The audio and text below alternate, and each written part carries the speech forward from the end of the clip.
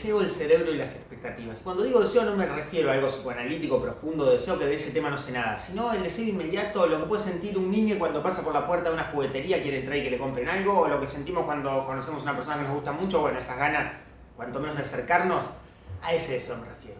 Deseo inmediato. ¿Qué pasa en nuestro cerebro y por qué sentimos ese deseo?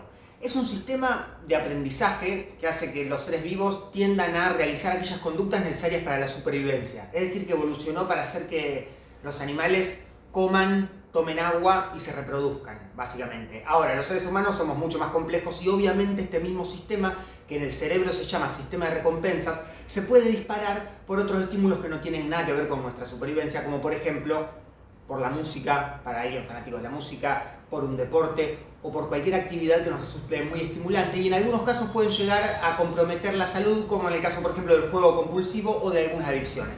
Pero volvamos al sistema. ¿Qué pasa en nuestro cerebro cuando tenemos ese deseo irrefrenable de hacer algo? Hay una región que se llama área tegmental ventral en nuestro cerebro, que está compuesta por neuronas dopaminérgicas.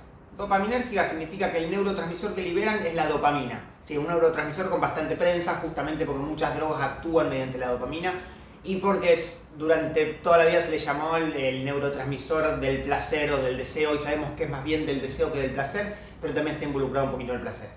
Ahora bien, ¿cómo funciona el sistema? Tenemos esta región del cerebro, área tegmental ventral, no importa los nombres, es anecdótico, lo importante es entender el sistema.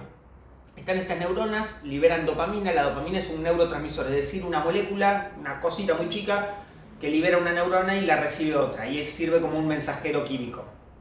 Entonces, cuando el área tegmental ventral libera dopamina, y esa dopamina es recibida por las neuronas del núcleo accumbens, sentimos ese enorme deseo de hacer eso que está a disposición, digamos, porque la dopamina se va a liberar justamente cuando veamos el estímulo que nos indica que está eso. Cuando vemos esa torta rica y la queremos comer, ahí liberamos dopamina y justamente hace que vayamos y que la comamos. Entonces, ¿cómo es el circuito? Área tegmental ventral, neuronas dopaminérgicas. Acá está simbolizada. Esta es la estrella de la película, la dopamina, una molécula muy sencilla.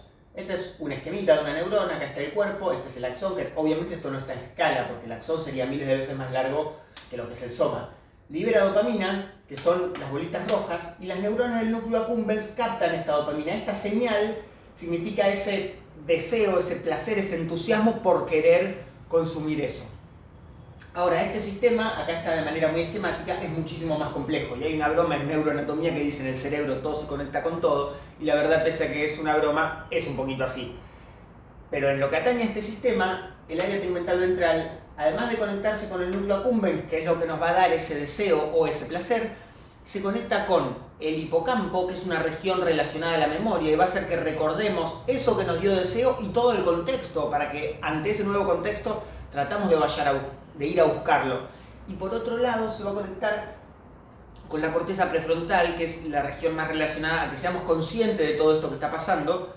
Entonces, somos conscientes de algo que nos da deseo de consumir y a su vez lo recordamos. Todo esto cierra el circuito de la recompensa, que es lo que hace que los animales, y obviamente también nosotros los humanos, tendamos a hacer estas cosas que en los animales eran adaptativas, como comer, tomar o reproducirse, y en nosotros cumplen esa función, pero a veces se desregulan un poco, porque como vivimos en un ámbito donde, por ejemplo, el alimento a veces está mucho más disponible que en la naturaleza para los animales, las desregulaciones de este circuito que les estuve contando pueden llevar, por ejemplo, a problemas de obesidad, a problemas de adicción, a problemas de juego compulsivo. Pero ¿cómo se descubrió todo esto? Se descubrió en ratas. Se pusieron electrodos que estimulaban una región del cerebro cercana al electrodo cuando el propio animal activaba el electrodo. Había una palanquita en la jaula de las ratas y cuando la rata apretaba la palanquita se estimulaba esa región. Bueno, al principio de casualidad la apretaría porque está explorando el espacio. En algunos lugares la rata se asustaba y nunca más la volvía a apretar, a veces ni la apretaba, pero en un lugar la rata no paraba de apretar la palanca, no se alejaba de la palanca ni para comer, ni para tomar, ni para reproducirse si le ponían un partner sexual. Entonces dijeron, este área está involucrada con el deseo, con el placer o algo del estilo. ¿Y dónde era ese área? El área tegmental ventral. Después hubo nuevas técnicas, se inventó la microdiálisis, con la cual se pudo medir los neurotransmisores liberados en regiones muy chiquitas del cerebro, y se descubrió justamente que cuando se activaba el área tegmental ventral se liberaba dopamina en esta región, y que ese era el estímulo que hacía que los animales no paren de apretar la campana. Pero ahora viene lo que a mí me resulta más interesante de todo el video y es las expectativas. ¿Por qué dije que se trata del deseo y de las expectativas? Se siguió avanzando, se hicieron experimentos y lo que se probó fue darle a los animales una clave antes de que venga el estímulo propiamente dicho, que era el que deseaban. En este caso el estímulo era agua, porque eran animales que estaban con sed. Lo que se hizo fue evaluar la liberación de dopamina en el momento que le daban agua. Tenemos una liberación de dopamina normal, un poquito más, un poquito menos. Cuando le daban agua era altísima, luego bajaba. Pero ahora lo que hicieron fue, antes de darle agua, asociar una clave sonora, una campana que iba a sonar unos segundos antes del agua. Entonces, ¿qué pasaba? Los niveles de dopamina también eran oscilantes. Cuando venía el ruido que indicaba que iba a venir el agua, aumentaba muchísimo la dopamina. Y luego, cuando efectivamente venía el agua, ya no aumentaba tanto. El animal ya sabía que el agua era lo esperable. Ahora, si el agua que venía era más cantidad de la esperada, de la que le habían dado antes, entonces sí la dopamina iba a aumentar mucho más. Ahora, si el agua que le daban era menos de la esperada por el animal después de que suene la campana, no solo que no iba a aumentar, sino que los niveles de dopamina iban a ser menores que los niveles habituales. Es decir, iba a ser un estímulo aversivo, aunque en realidad era algo que al animal le gustaba porque tenía sed. Lo que pasa es que la campana era una predicción de un estímulo mejor que el estímulo que recibían. La campana predecía, por ejemplo, 10 mililitros de agua y después al animal le daban 5. Estaba recibiendo menos de lo que esperaba, y por eso digo las expectativas.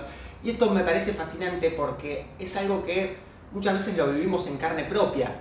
Tengo, por ejemplo, una anécdota de una compañera que era muy estudiosa y un día nos estaban dando las notas de un final escrito, estaban leyéndolas en voz alta, dijeron su nombre y dijeron 8. Todos la miramos como para felicitarla, pero ella inmediatamente tuvo una cara de tristeza. Claro, evidentemente ella por ahí esperaba un 9 o un 10. Si bien un 8 es una buena nota, para esa persona fue un estímulo negativo recibir el 8. Lo mismo pasa cuando abrimos un regalo, nos dan un paquete, está cerrado, pero ya nos imaginamos qué puede haber adentro por el tamaño, por el peso. Pero después, en el momento de abrir el paquete, la alegría es si lo que recibimos es mejor o igual de lo que nos esperábamos. Ahora, por más que sea bueno lo que recibimos, si nos habíamos esperado algo mejor, es imposible disimular esa cara de decepción, aunque digamos, ay, qué lindo, justo lo que necesitaba. Así que bueno, obviamente que nosotros somos seres humanos y muchísimo más complejos que un par de circuitos cerebrales, pero en este caso son circuitos que grafican muy bien algunas de las sensaciones que a veces tenemos, por eso me parecía muy interesante comentarlo con ustedes. Y les quiero recordar que si les gusta y les interesa el proyecto y quieren colaborar, tenemos productos en nuestra tienda Nube y pueden pasar a invitarnos a un cafecito también. Esto fue todo por hoy y próximamente seguimos con los videos.